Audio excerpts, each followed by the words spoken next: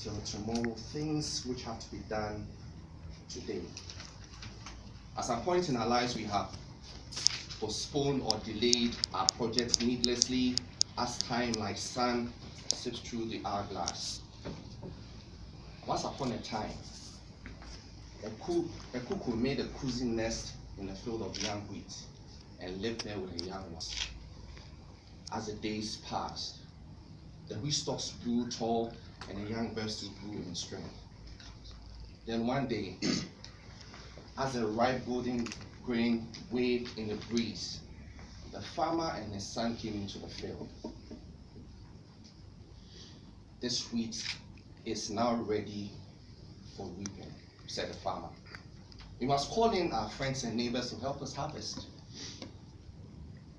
The young cuckoos in their nest close by were much frightened, for they knew that if they did not leave their nest before the reapers came, they would be in great danger. So when the mother cuckoo returned with food for the young cuckoos, they told them what they had heard that day. "Do not be frightened, children," said the mother cuckoo. "If the farmer said he's going to call in his friends and neighbors to help harvest his crop, then this wheat will not be reaped in a very long time." A few days later, the wheat was so ripe that when the wind shook the stalks, a hail of green wheat came rustling down on the young cuckoo's heads.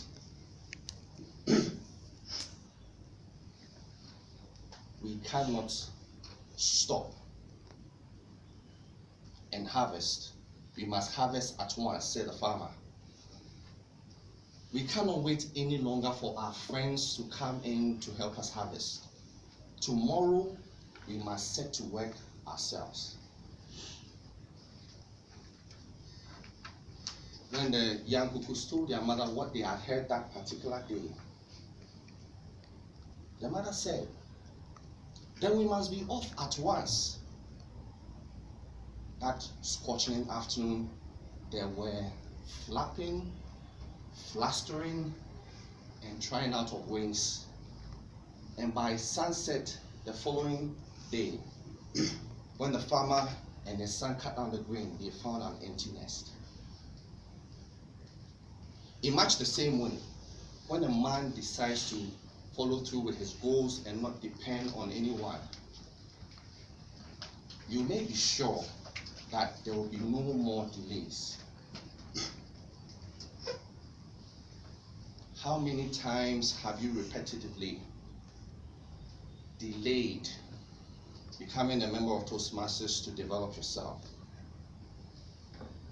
How many staggering and needless times have you deliberately delayed an activity of a project? The late Victor Kine, once a TV entrepreneur and spokesman for Remington Products, once said that procrastination is opportunity's assassin. So what are some of the dangers of procrastination? Wasted time, poor performance, self-depreciation, unfulfilled life, increased stress, etc. How do we overcome procrastination? Number one, focus on time management skills that reduce stress and anxiety, which focus on satisfying rewards, on completing tasks best. Number two, find productive reasons for engaging in tasks. It's critical for staying motivated in any task at all. Number three, be actively involved. Being passive will weaken your motivation to achieve. is a Toastmaster.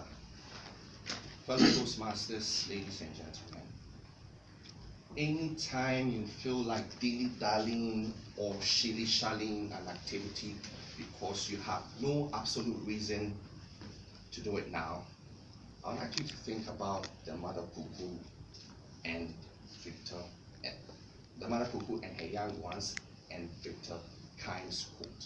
Thank you very much.